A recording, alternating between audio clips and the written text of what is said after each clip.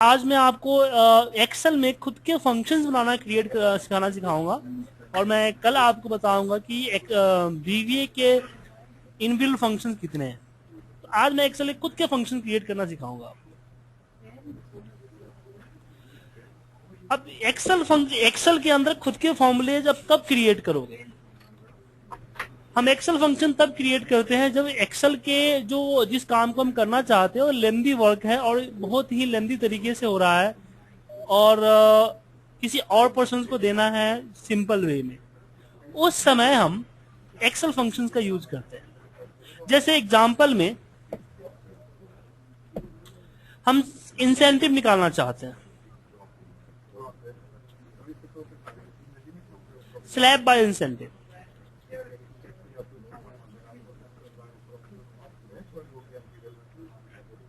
हम चाहते हैं कि अगर कोई 0 to 40 करे उसको हम 5 रुपए पर यूनिट देना चाहते हैं। मतलब अगर किसी ने 35 सेल किया तो 35 मल्टीप्लाई बाई 5 होगा। अगर कोई 41 to 80 करता है उसको हम 10 रुपीज पर यूनिट देना चाहते हैं। मतलब किसी ने अगर 55 सेल किया तो 35 multiply by 5 plus 40 multiply by 5 plus 15 multiply by 10। इसको स्लैब इंसेंटिव कहते हैं। जैसे इनकम टैक्स वगैरह या बिजली के बिल में जो रीडिंग होती है, बिल वगैरह इसी पे डिपेंड करके बनते हैं।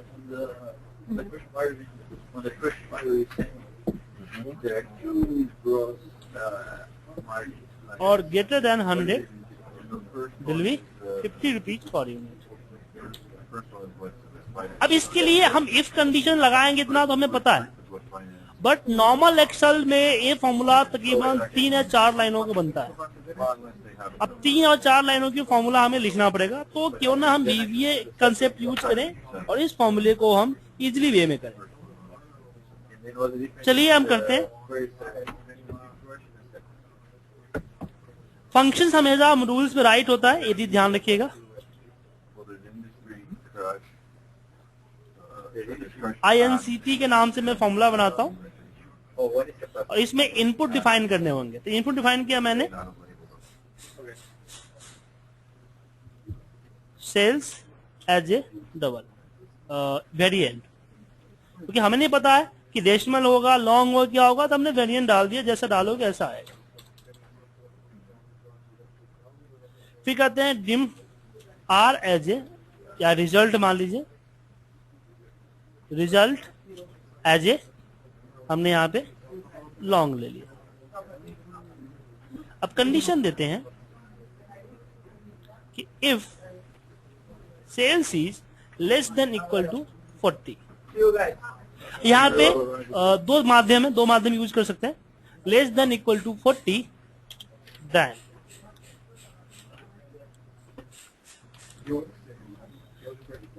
Result equal two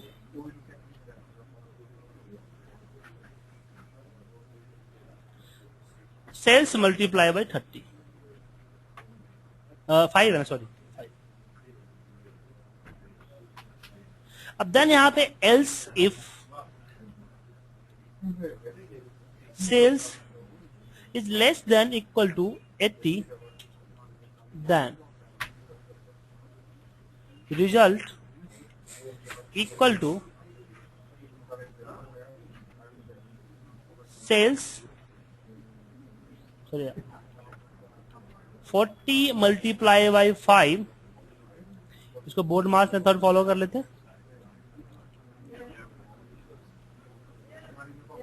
plus sales minus 40 multiply by 10।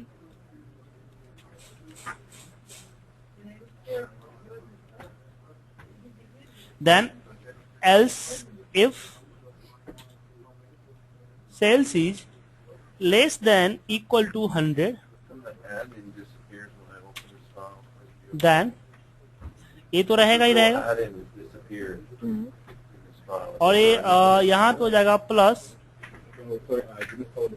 40 multiplied by 10 plus यहाँ हो जाएगा आपका 80। Then else if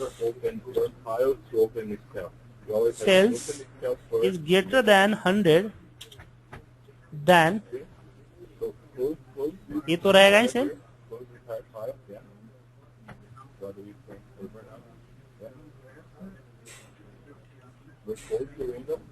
यहाँ पे हो जाएगा 20 मल्टीप्लाई बाई 20 प्लस 100।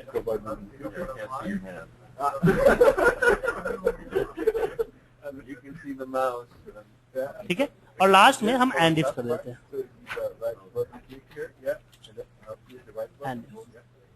अब रिजल्ट किस पे, रिजल्ट पे है, तो यहाँ पे जो फंक्शन हमारा है INCT इक्वल टू हम दे देंगे रिजल्ट।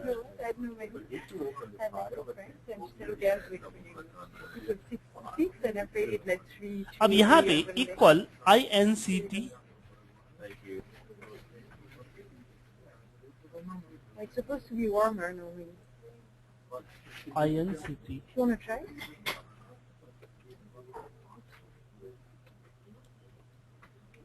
एक It's on mute. और सॉरी हमने सब्जेक्ट बनाया ना, हमें यहाँ पे फंक्शन बनाना था, माफ कीजिएगा, फंक्शन। अब आएगा यहाँ पे इक्वल INCT सिलेक्ट किया और इसके अकॉर्डिंग इसका रिजल्ट आ गया। ठीक है, तो ये प्रोग्राम समझ में आया। हाँ जी। अब इसमें देखा कि इफ के अंदर में आपको बहुत सारा ये करना पड़ा,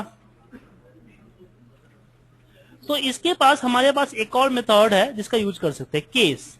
मैं एक और फंक्शन बना रहा हूं सेम, और उसमें मैं दूसरा मेथड यूज करूंगा। INCT _1 कर देता हूं मैं।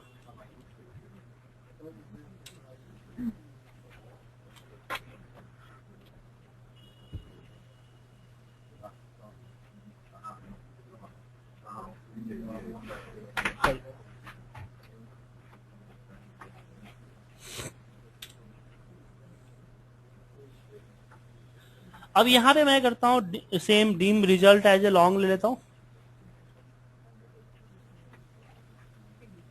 और यहां पे मैं केस यूज करता हूं, सिलेक्ट केस, सिलेक्ट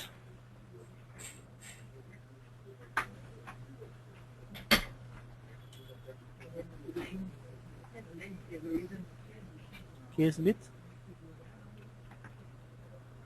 सेल्स। यहां देना है केस अगर a less than equal to 40 हुआ, अब बाकी जो रिजल्ट आपका है उसको सेम रखना है, या case less than equal to 80, तो रिजल्ट आपका सेम आएगा। बार बार एल्स इफ देने की जरूरत नहीं है आपको, थोड़ा सा आपको टाइपिंग में case less than equal to 100, तो 100 वाला लाइन कॉपी कर लीजिए,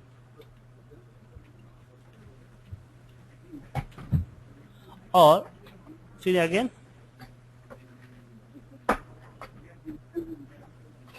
यहां पे एल्स भी दे सकते हैं हम, और ये दे दीजिए, और लास्ट में एन सेलेक्ट। तो इस तरीके से भी आप लिख सकते हैं।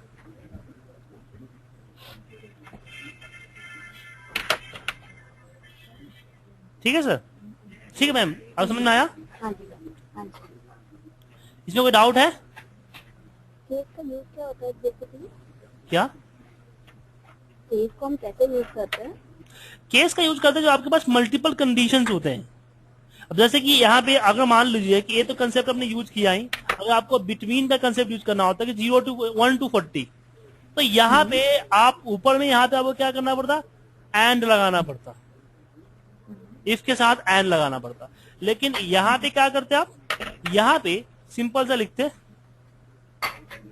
1 to 40। ठीक है, अब मान लीजिए कि नहीं, मुझे इसमें सिर्फ 80 एल्स में मुझे एक और कंडीशन देना है, केस मैं चाहता हूं कि 15 आए, 40 आए, 60 आए, 90 आए, 20 आए, तो कुछ और मिले, कुछ और रिजल्ट हो, रिजल्ट कुछ और हो।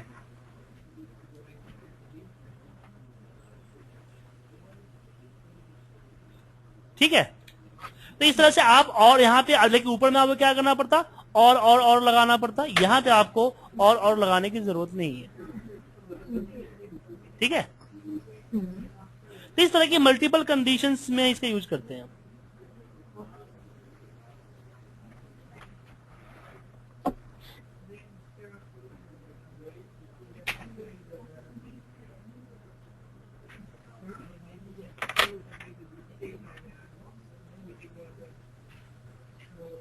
ओके।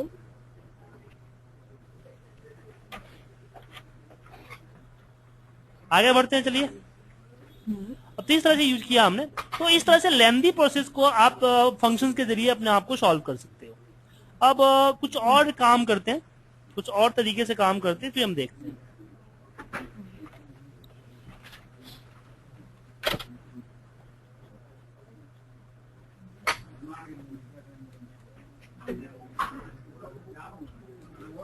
क्या हम एक फंक्शन को अब पूरे जैसे वर्कबुक के लिए बना सकते हैं? हम यस, फंक्शन को पूरे वर्कबुक के लिए बना सकते हैं या फिर एक शीट के लिए भी बना सकते हैं? क्या क्या समझ नहीं पाया ना। जो हम फंक्शन बनाएंगे, क्या हम उसको पूरे वर्कबुक के लिए भी बना सकते हैं, ऐसे एक वर्कशीट के लिए भी बन सकता है वो? नहीं नहीं, वो आपके जो माइक्रो जो प्रोफाइल होती है ना, उस पर चलता है। मैं पूछ रही हूँ जो मेरा फंक्शन बनाया जैसे है, हाँ, नहीं नहीं, आपने जो माइक्रो मॉड्यूल्स में क्रिएट किया, जिस फाइल के अंदर आपने क्रिएट किया है, आप उसी फाइल के अंदर यूज कर सकते हो। क्या उसको पूरी वर्कबुक में यूज कर सकते हैं, ऐसे शीट 1 में ही यूज कर सकते नहीं, हैं? पूरे वक्त में आपने, इसमें किसी पार्टिकुलर शीट से कोई मतलब नहीं है ना, क्योंकि आप जो माइक्रो बनाते हो वो मॉड्यूल्स में बना रहे हो ना। अगर इस पर डबल क्लिक करके अगर इसमें बनाते, तब आपको दिक्कत हो सकती थी।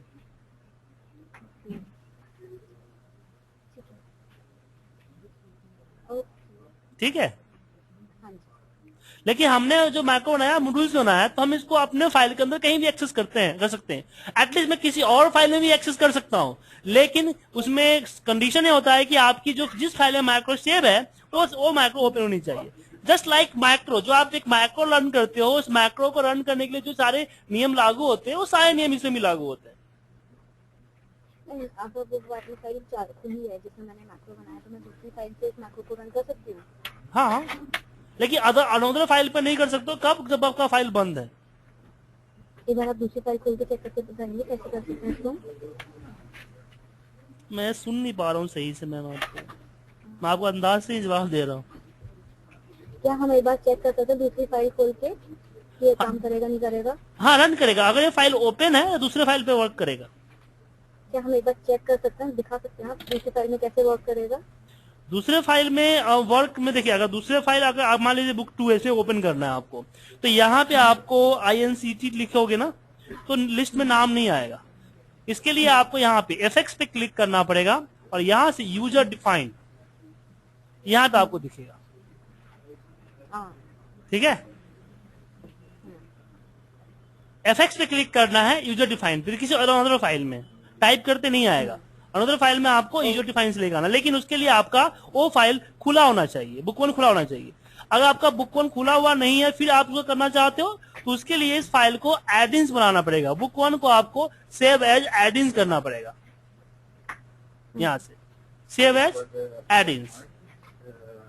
सेव एज एडिंस करने के बाद फिर इसको आपने मान लीजिए F नाम का मैंने इसको सेव कर दिया। उसके बाद मुझे एक्सेल ऑप्शन में जाके इस एडिंस को परमानेंटली स्टोर करना पड़ेगा। कैसे? एडिंस गो, और यहां से इसको ब्राउज करके फाइल सिलेक्ट करके क्लिक करके फिर ओके करना पड़ेगा। तभी आपको टाइप करने से नहीं आएगा। आपका एडिंस भी हर फाइल में वर्क करेगा, बट टाइप करने से वर्क नहीं करेगा। वर्क कैसे करेगा? वही आपका FX पे क्लिक कीजिए, यूजर डिफाइन सेलेक्ट कीजिए, और जितने भी फोल्डर, जितने भी फॉर्मूले सपोर्टेड होंगे, वो सारे यहाँ पे दिख जाएंगे। ठीक है मैम? अब अगर क्वेरी सॉल्व हुआ, नहीं ऐसे ही है, सब समझ में आ गया। अब चलिए आगे बढ़ते हैं। अब मेरे पास कुछ फाइल है,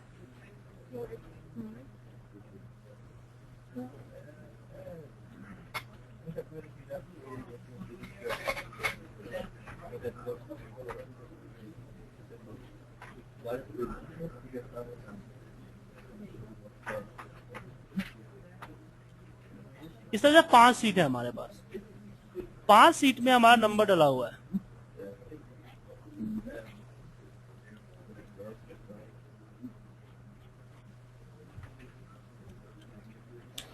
जिसमें यहाँ पे आपका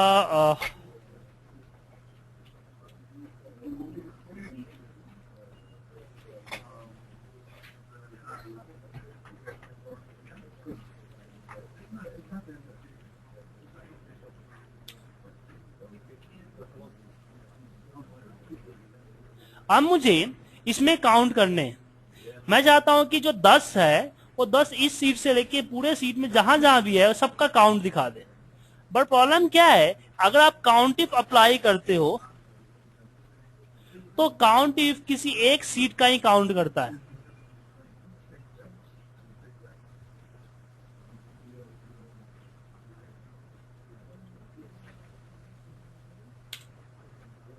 आप एक से मल्टीपल सीट का काउंट नहीं दे सकते। हम यहाँ पे एक सीट में ही काउंट दे पाएंगे। तो मुझे इसके लिए माइक्रो डेवलप करना है ताकि हर सीट पे मैंने इससे पहले जिससे मैं लगा रहा हूं वो लास्ट सीट है, एवरी सीट पे वर्क करे। तो मैं इंसर्ट मॉड्यूल्स करता हूं, एक सेकंड मैं बोल दूं। तो यहाँ पे हम लिखते हैं फंक्शंस, और फिर यहाँ पे फंक्शंस के नाम मैं देता हूं काउंट ऑल, और फिर मैंने करता हूं एन एज ए वेरिएंट। अब मैं चाहता हूं कि इसका फॉर्मूले का इनपुट आउटपुट जो है वो हमेशा इंटीजर में या लॉन्ग में रहे। इंटीजर में चाहता हूं तो मैं यहाँ पे लिख दिया एज ए इंटीजर। अगर फॉर्मूले का आउटपुट अगर इसमें हुआ तो फिर वो आपका वर्क ही नहीं करेगा, फॉर्मूला हमेशा इंटीजर में रहेगा। ये लास्ट में लगाने मतलब फॉर्मेट के, जैसे कि आप मान लीजिए कि डेट कैलकुलेट कर रहे हो, तो अगर आपने फॉर्मेट का यहाँ आगे लिख दिया एज ए डेट, तो क्या होगा कि फिर आपको डेट का फॉर्मेट अप्लाई करने की जरूरत नहीं है, ऑटोमेटिक डेट फॉर्मेट में ही कैलकुलेट हो जाएगा। इसलिए मैंने लिख दिया एज ए इंटीजर। आगे डेट भी बताऊंगा आपको। यहाँ पे हम करते हैं सबसे पहले एक फंक्शन लेते हैं dim c as a integer, फिर करता हूं for I इक्वल टू 1 2 क्या चले sheets dot count, sorry sheets dot count -1, sheets dot count -1। क्यों ऐसा हमने क्यों किया, क्योंकि हमें आखिरी वाले शीट पे तो काउंट करना ही है, तो हमको 1 से 5 तक चलना है ना। फिर मैंने कहा C equal to C plus application dot worksheet function. देखो क्योंकि वर्कशीट फंक्शन इसलिए लगाया क्योंकि जो मेरा काउंट है वो काउंटिव जो है हमारा डायरेक्टली सपोर्ट नहीं करता है एक्शन में, इसलिए इसको हम एप्लीकेशन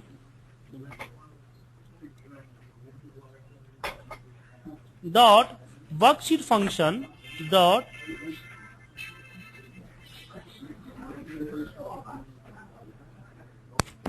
हेलो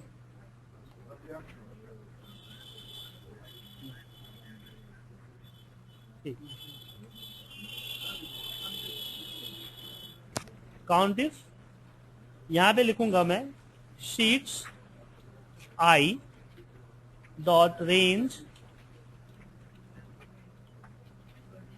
अब रेंज में मुझे पूरा पूरा लेना है ना, all A1 dot current A1 range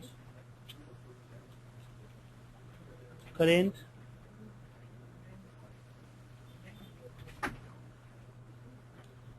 reason का स्पेलिंग गलती है।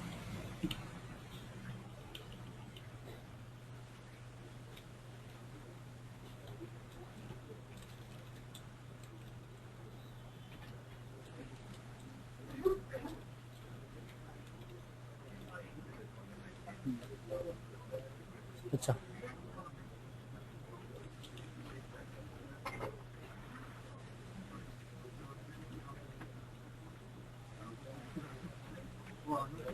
कॉमा हमने बोल दिया एन, तो फिर यहां पे करता हूं नेक्स्ट आई। अब ये क्या करेगा कि ये जितना सीट्स है काउंट करे 6 है, 6 तो 5 -1 देगा, 5 बार चलेगा, और सी जो इंटीजर है हर बार सी में उसको काउंट करके यहाँ पेश करेगा। हमने यहाँ पे आई कर दिया क्योंकि हर बार सीट को हम रेफरेंस नंबर से, मतलब कि जो इंडेक्स नंबर है उससे उसको कॉल कर रहे हैं। तो इससे क्या हुआ कि आपका फॉर्मूला बन गया। अब काउंट ऑल पे मैं सी को असाइन कर देता हूँ इक्वल टू सी। यहाँ पे मैं करता हूँ काउंट ऑल और फिर मैं इसको सेलेक्ट कर लेता हूँ।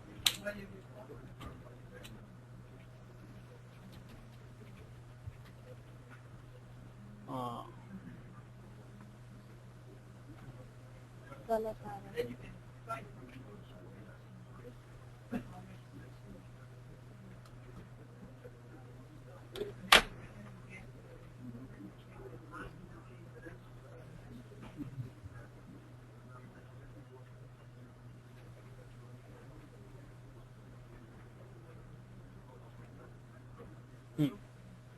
सही है, काउंट आ रहा है। बट इसमें एक प्रॉब्लम है कि आपका सीट हमेशा लास्ट में होना चाहिए, लेकिन अगर ऐसी पॉसिबिलिटी नहीं हुई कि मेरा सीट अगर लास्ट के जगह बीच में हुआ तो ये सही नहीं है ना, 10 तो बहुत जगह है, इसको 10 को एक ही काउंट किया उसने। क्या 10 तो बहुत जगह है ना, इसने 10 को एक ही जगह काउंट किया। नहीं, काउंट अलग नहीं, एक ही काउंट किया है। आप देखिए सही रिजल्ट दे रहा है, रिजल्ट गड़बड़ नहीं है। क्यों ऐसा अलग अलग इसलिए हो रहा है क्योंकि आपने इसमें ये लगाया रैन बिट में फुआ लगा है, हवा चेंज हो जाता है ना। 10 तो किसी जगह है। एक बार मैं इसको कॉपी करके पेस्ट वैल्यू करता हूँ।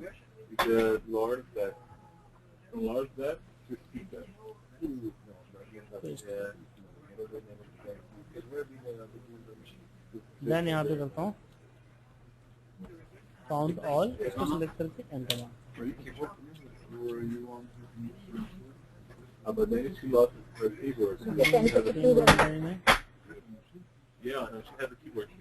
नहीं, गलत दे रहा है, रिजल्ट गलत दे रहा है।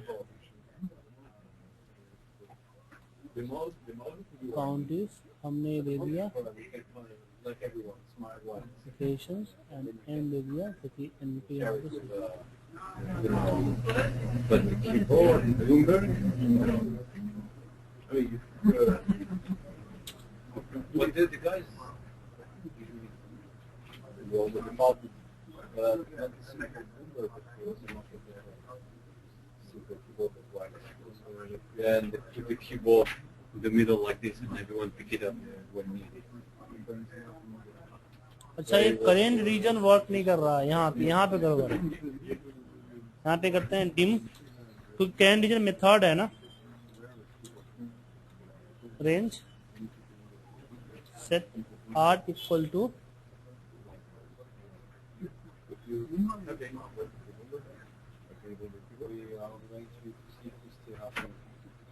देन यहाँ पे आओ, Less and less, but more new. So yeah, we don't have any patience for that. I might have one in my group. No, but we might have one in a week. We might get one reignited.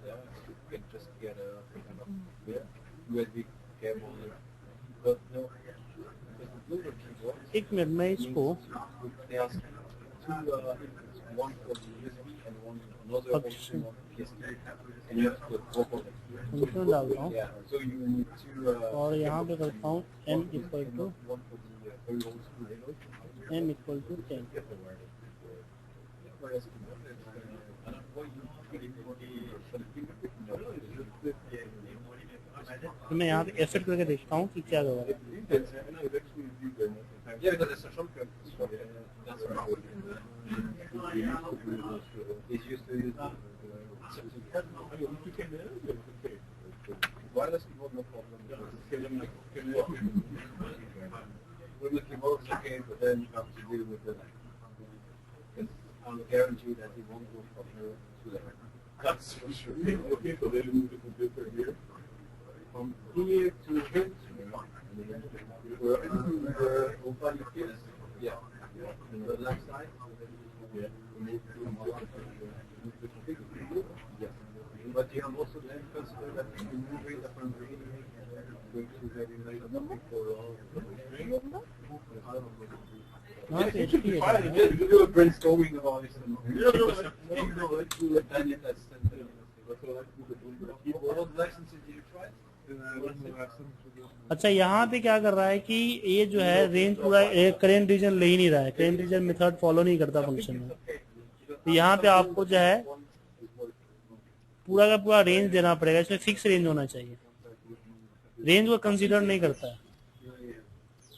तो A1 से लेके I20 यहाँ पे देना पड़ेगा,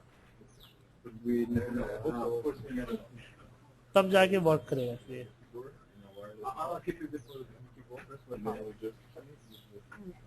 तो fix range जो होता है वो फिक्स रेंज नहीं मैंने लेता है हमेशा। यहाँ पे वो क्या होता है, जो हमारा कर्सर मूविंग मेथड होता है ना, वो फंक्शन के साथ नहीं चलता हमेशा। ये हमेशा नहीं चलता है, हमारा फंक्शन जो है वो ये चीज को बाउंडेड करता है। ठीक है,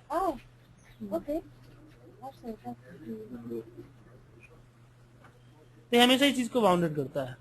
अगर आपको कोई फंक्शनल प्रॉब्लम हो तो उसको इस तरह सब्जेक्ट में कन्वर्ट करके उसको चेक कर लिया करें क्या प्रॉब्लम आ रही। आपने इसको चेक कैसे किया अभी? क्या डिबग किया कैसे आपने? क्या लाइन बाय लाइन चेक करने, वन बाय वन करने की आप ये जो आप रन में जाएंगे ना, ये होता है ब्रेक मोड। फिर नहीं ये नहीं होता, एफेड होता है डिबग। डिबग के अंदर में स्टेप इन्फो होता है, एफेड होता है इसको।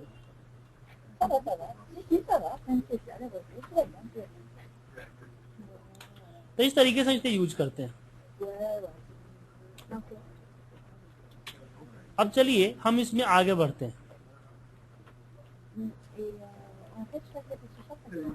अब इसमें आगे हमारे पास जो है नेक्स्ट जो स्टेप है इसमें कि अगर हमारा बीच में हुआ तो क्या होगा। यहाँ हुआ तो फॉर्मूला आपका वर्क नहीं कर रहा है, नहीं करेगा प्रॉपर। अगर आपका बीच में हुआ तो दिक्कत होगी। देख रहे एरर दे रहा है, सर्कुलर रेफरेंस आ रहा है। तो इसके लिए हम यूज करेंगे यहाँ पे कंडीशंस। हमें पता है कि जो सीट हमारा एक्टिव है, मतलब कि जो सीट ए है, कहाँ गया, हाँ सीट 6 है।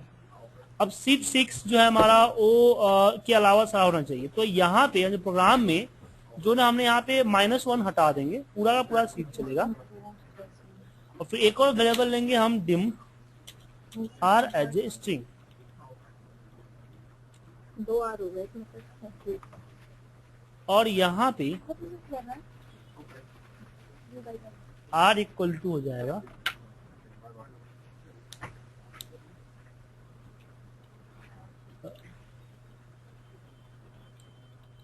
Active sheet dot name. ये लग रहा है प्रोसीजर वर्क करेगा। सॉरी R डबल हो गया, मतलब था डबल नहीं ले सकते, यहाँ पे हम S ले लेते हैं इक्वल टू S। तो यहाँ पे अगर मैं यहाँ पे करूँ काउंट ऑल,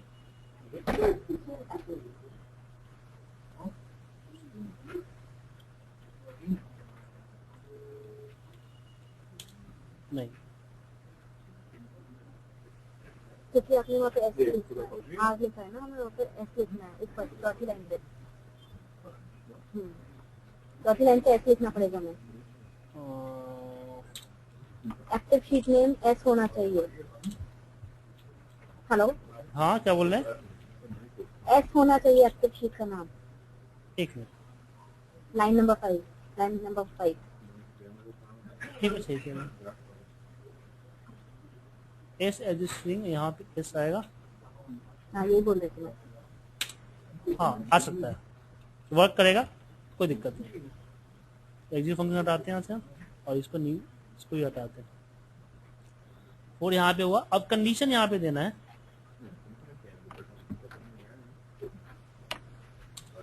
कि इफ अगर s is not equal to sheets.i.name, then इसको परफॉर्म करे, देन यहाँ पे एंड इफ, नहीं एंड इफ नहीं, यहाँ नीचे इससे ऊपर होगा एंड इफ।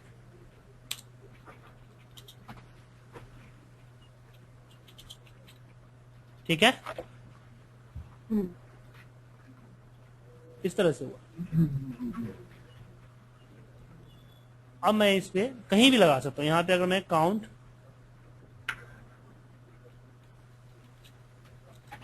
और नहीं, यहाँ पे मुझे करना है एस की जगह सी, आ गया।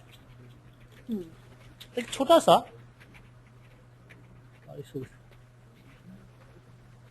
यूज किया हमने, ठीक है। कोई डाउट इसमें?